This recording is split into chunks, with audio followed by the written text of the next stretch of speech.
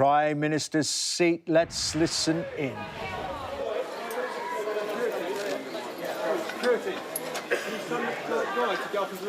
Give me back Elmo and come down. Ladies and gentlemen, I, Lloyd White, being the acting returning officer for the election of a Member of Parliament for the Uxbridge and South Ruislip constituency, do hereby give notice that the number of votes recorded for each candidate is as follows. Harvey Jonathan David, commonly known as Count Binface, Independent, 69. Hughes David Stephen, commonly known as Lord Buckethead, the official Monster Raving Loony Party, 125. Burke Norma, Independent, 22. Courtney Jeffrey Dennis, UK Independence Party, 283. Humphreys Joanne Ilone, Liberal Democrats to Stop Brexit, 3,026. Johnson Alexander Boris de Pfeffel, commonly known as Boris Johnson, the Conservative Party candidate, 25,000.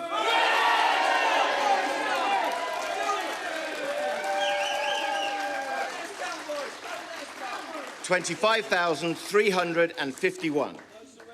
Keir Mark Allen, Green Party, 1,090.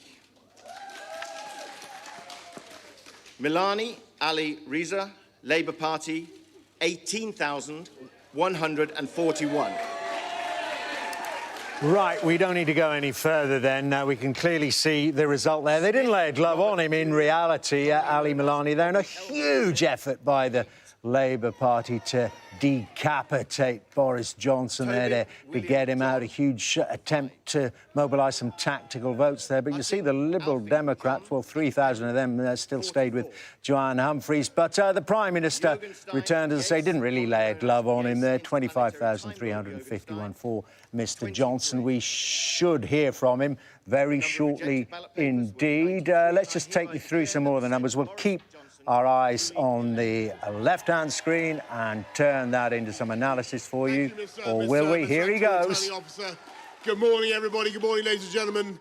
Thank you all very much. Now, listen, I don't want to tempt fate, because clearly lots of results are still coming in and we're still only dealing with projections. But at this stage, it does look as though this One Nation Conservative government has been given a powerful new mandate to get Brexit done. And not just to get Brexit done, but to unite this country and to take it forward and to focus on the priorities of the British people and above all on the NHS. And yes, we will recruit 50,000 more nurses and 6,000 more GPs, and we will build 40 new hospitals. And I'm proud to say that one of those across the country, and one of those hospitals will be right here in Uxbridge and South Ruislip. And I'm grateful once again to the people of Uxbridge and South Ruislip for returning me to serve you. It is an absolute privilege to do this job and to work for you. And I thank once again the police, the council, everybody who's worked so hard all night to count for us, the returning officers. I thank my fellow candidates in all their glory, Lord Buckethead, and others, Elmo and others. Forgive me if I don't identify them all. But above all, I want to thank the people of this country for turning out to vote in a December election that we didn't want to call, but which I think has turned out to be a historic election that gives us now, in this new government, the chance to respect the democratic will of the British people, to change this country for the better, and to unleash the potential of the entire people of this country. And that is what we will now do, and if we are lucky enough to be returned, as the exit polls seem to suggest, then that work will begin tomorrow. Thank you all very much. Or rather, I should say not tomorrow, today. Today. Thank you all. Thank you all very much. Thank you. Well, the Prime Minister there returned in Uxbridge, and as you heard, they're rather cheekily, perhaps, they're staying with those campaign pledges that were so questioned, in particular about the 50,000 nurses. He said they'd be new ones, 50,000 new nurses and the 40 hospitals. Well, that's by the by, because there was a big attempt, as we were saying before we heard their numbers there, to get rid of Boris Johnson, and they didn't really get very close. And as I must say, as the Prime Minister was speaking, the news just keeps getting better and better. And there's the defeated Labour candidate, Ali Milani. Just before Anna Botting is there, I want to hear from her. But Jo Swinson, East Dunbartonshire, the Lib Dem leader. 55. David Murdo-MacLeod, UK Independence Party, UKIP, 208. Liam McKechnie, Scottish Family Party, 197. Callum McNally, Scottish Labour Party, 4,839. Carolyn Scrimger, Scottish Green Party, 916. Jo Swinson, Scottish Liberal Democrats, 19,523. Hear the cheers there. That's because Jo Swinson, we were talking about a so-called decapitation strategy, an attempt to remove Boris Johnson. Well, in terms of leaders who've gone, that's the second one. Nigel Dalton, Westminster leader of the DUP, has gone. And the SNP, as you can see there, have taken East Dunbartonshire. Jo Swinson will no longer be an MP. Well, so many questions being asked, even during the campaign, about the nature of the Lib Dem campaign. Well, we'll talk about that an awful lot more later, but there we are. Jo Swinson is out of Parliament. Another gain for the SNP. Well, we knew from the exit poll it was going to be a good night for the SNP. They had to win the seats somewhere, and they've won one of them, gained one of them from East Dunbartonshire. The SNP triumphant there. Let's listen to the winning candidate, and then one presumes from a rather upset-looking there, yes, a rather upset-looking Jo Swinson. Here's the winner. And to all those working the count tonight, and to polling stations all across East Dunbartonshire today, thank you so much for your patience and your commitment. This is an absolute privilege. Thank you to the good people of East Dunbartonshire for putting your trust in me as your new MP. I'll work tirelessly to represent you all. This sends a clear message to Boris Johnson that the people of East Dunbartonshire reject austerity, we reject poverty, and we reject all of the damage that the Tories and the Liberal Democrats have imposed on the people of Scotland. On a personal note, from me, what I say to Boris Johnson is hands off our NHS. But emphatically, this is a clear message that the people of East Dunbartonshire want to choose our own future. Not the future of Tories. The Tories have been imposing on us. This could not be a stronger mandate for us to do so. So Boris Johnson, you listen loud and you listen clear. Scotland has had enough of your policies being imposed on us. We deserve better, and East Dunbartonshire has said that by electing me as their MP.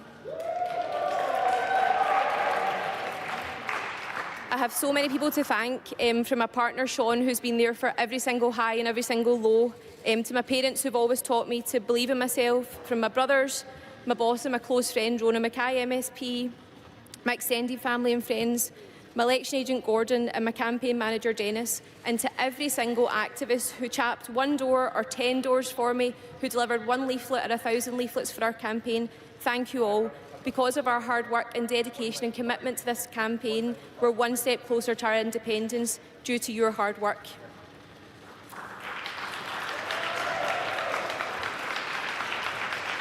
To any young women out there watching this, you've got two women here with very different ideological views, and myself and Jo Swinson. But what you can take and what we show you together is that young women can smash boundaries, they can smash barriers, so don't ever let anyone tell you that you can't or that you're not good enough. Believe in yourself the way that me and Jo have, and know that there is no limit to what you can achieve. And finally, just to finish off, there's one person that I really wish was here tonight to share this with me. I lost a very close friend during this campaign who believed that I could be the MP for East Dunbartonshire long before I thought I could. So John, this one's for you. Thank you, everyone. Thank you.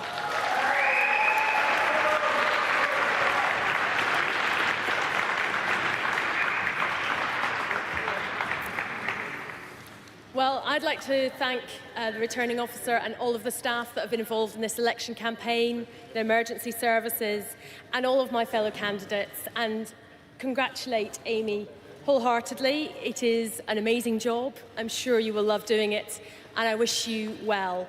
And what you said about young women and smashing boundaries, I wholeheartedly agree. I would also like to thank my agents, Liberal Democrat campaigners and activists who have made this campaign special with the additional challenge of doing it as leader of the Liberal Democrats too. I particularly would like to thank my mum, my sister Nicola, my husband Duncan, and our two darling boys, Andrew and Gabriel. And I would like to thank the people of East Dunbartonshire for putting your faith in me for 12.5 years to represent this wonderful place. I have enjoyed serving our communities. I've enjoyed having the opportunity to make a difference, whether it's here on local issues, whether it's supporting people working on the national minimum wage by introducing penalties for rogue employers, whether it's women in our economy by introducing gender pay gap reporting. Tonight, we have seen that it is likely that Boris Johnson is on course to get a majority. And it is clearly a good night for the SNP. Some will be celebrating the wave of nationalism that is sweeping on both sides of the border. And I do congratulate all those who are newly elected. These are very significant results for the future of our country, and I will be making further remarks later today. But let me say now, for millions of people in our country, these results will bring dread and dismay, and people are looking for hope. I still believe that we as a country can be warm and generous, inclusive and open, and that by working together with our nearest neighbours, we can achieve so much more. Liberal Democrats will continue to stand up for these values that guide our Liberal movement: openness, fairness, inclusivity. We will stand up for hope. Jo Swinson there, the leader of the Liberal Democrats, no longer an MP, though, just narrowly lost her seat there in East Dunbartonshire to the SNP, a majority of 149 for Amy Callaghan of the Scottish National Party. So not too good night for the Liberal Democrats, just got an awful lot worse. Personally, for Jo Swinson, she's not returning to Parliament, and many questions then about her leadership, but a very big win then, very big scalp for the Scottish National Party, and predicted to do well. Well, they're already doing very well in Scotland. They're obviously up 9 seats so far. They've taken 4 from the Labour Party. They're just hearing, though, for Jo Swinson, the Lib Dems have taken St Albans. But I want to go now to the leader of the Scottish National Party, Nicola Sturgeon, and this was her reaction to that result in East Dunbartonshire, her candidate getting home.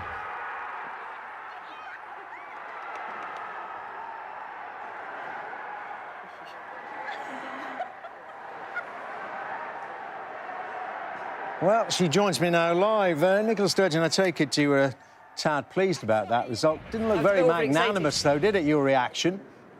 Yeah.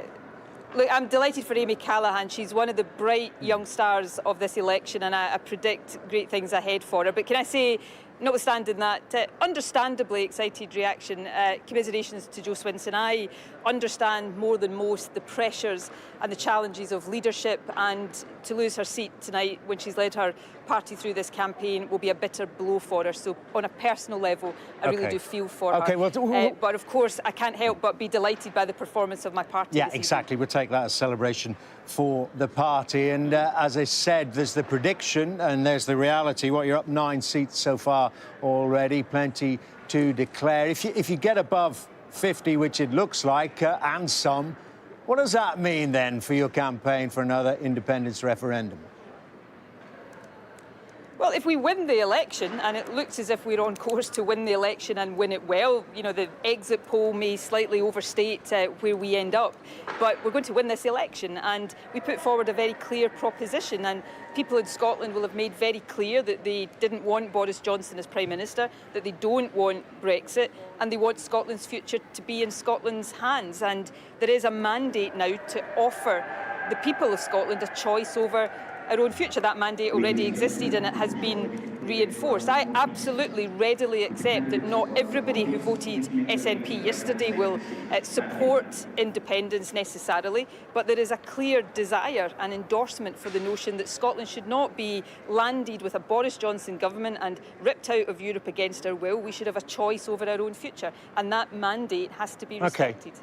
And just while you've been talking to us, you may not have noticed or been told, here your party's taken air from the Conservatives as well. Maybe time for another little jig, perhaps not while you're on air. I'll keep myself a bit calmer this time, thank you. But I mean, in a sense, it's not that bad. You say, well, OK, you know, Boris Johnson is pretty clearly going to get back into Downing Street with a big majority. Brexit, in terms of the formal exit from the European Union, is going to take place. But in a way, if Scotland wants to remain, doesn't that then help you in your campaign for an independence referendum? Well, I'm bitterly disappointed at the result UK-wide. I think Tory governments are bad for the UK. I know that they're bad for Scotland, and I really don't want the UK to leave the European Union. But I've got to accept that England appears to have voted in a particular way. They appear to have voted for a Conservative government and appear to have voted to endorse the UK leaving the European Union. So Boris Johnson may have a mandate to take England out of the European Union. He emphatically does not have a mandate to take Scotland out of the European Union. Scotland must have a choice over our own future, because it can't be any clearer than it has been made in this election today that Scotland doesn't want a 5-year Boris Johnson government and doesn't want to lose our status as a European nation. This is about choice. It's about saying very clearly it's not for Boris Johnson to decide Scotland's future, it's for the people of Scotland to decide it. Well, so many questions flow from that. I might only have time to put one of them to you. As we're just watching, by the way, Boris Johnson's car taking him back into central London. We don't know if he's going to Downing Street or to Conservative Party headquarters to congratulate the staff there. But Nicola Sturgeon, how does it happen, given we're looking at Boris Johnson's car anyway, not the man himself? But we know he's not changing his view. He's not going to grant he's not going to grant you another referendum. I think... Look, I'm not... it looks as if, and we don't have all the results in Scotland yet, but it looks as if the position that I've put forward of offering people in Scotland a choice has yet again been endorsed by the people of Scotland in this election. So that question really has to be for Boris Johnson. He has no right to stand in the way of that choice. He's every right to oppose Scottish independence, and I think he has to think carefully. I think the Scottish Conservatives, who've suffered significant defeats tonight, have to think very carefully. This is about respecting mandates and respecting choice. Scotland cannot be kept in the Westminster system against its will. It can only be kept in that if it chooses that.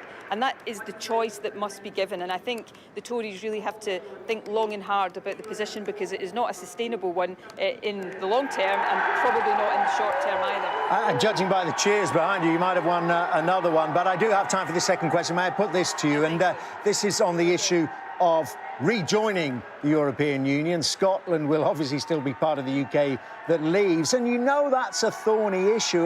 You had cast iron reassurances, if you get that far, if you get independence, that the EU will let you back in, and indeed without joining the euro.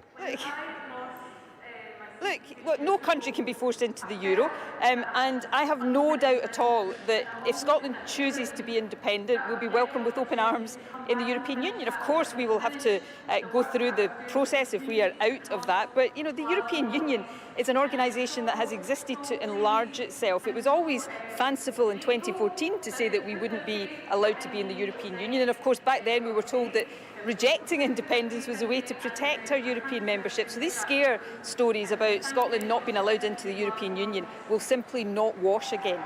OK, I just see it's because you've taken the cheering, because SNP have taken Glasgow North East. Another one, another Labour one down. It is quite astonishing, isn't it, over the course of, what, 5 years or so? You've wiped Labour out. Well, you know, Labour, I'm afraid, is responsible for its own position in Scotland. Labour has lost touch with people in Scotland. It's found itself floundering on the issue of independence, on the issue of Brexit, and it's got some very hard thinking to do. I mean, look, Scottish Labour is now in existential crisis in Scotland, but that, thankfully, is not for me to worry about in the immediate future. Indeed. And, you know, I'll continue to do what I can as First Minister to make sure Scotland is not in the position of having to put up with a Tory government we don't vote for and a Brexit that we don't want. OK, we've got a question here coming into you from John Burko, our guest for the evening, Nicola Sturgeon. No, actually, it wasn't a question from me to Nicola. I just wanted to say that while acknowledging the enormous triumph of the SNP in East Dunbartonshire, which deserves to be acknowledged, I did think that Jo Swinson made an extremely gracious concession speech on which she should be congratulated. That's a very difficult situation, and I think she handled it to her enduring credit. I conceded that. I mean, obviously I'm delighted for the SNP candidate there, but I think it's a very difficult situation for Jo Swinson. I do personally, as a leader of a party, feel for her right now. And, you know, it's difficult for women in politics, perhaps even more so than male leaders. So I've got a great deal of sympathy, and I agree that I think the speech she made there was incredibly gracious. And just lastly, on the nature of the progress you're making there, you're interpreting it quite clearly as an endorsement of another independence referendum. But you've also mentioned, of course, the issue of Brexit. Scotland doesn't want to leave. Isn't partially your vote about that? It's not entirely an endorsement of independence. Yeah.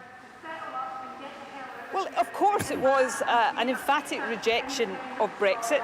But, you know, given how England has voted, it looks as if Brexit is going to happen. And therefore that makes it all the more important that Scotland has a choice about its future, because we've demonstrated yet again we don't want Brexit and we don't want to be outside the European Union. I will absolutely readily concede that not everybody who voted SNP yesterday will necessarily vote for independence in a referendum, but people must have that choice. And that's the fundamental issue of principle that was very much to the fore in this election and will be to the fore in the days and weeks to come. Nicola Sturgeon, great talking to you. Thank you very much indeed. The Thank you. leader, the rather triumphant leader of the Scottish National Party.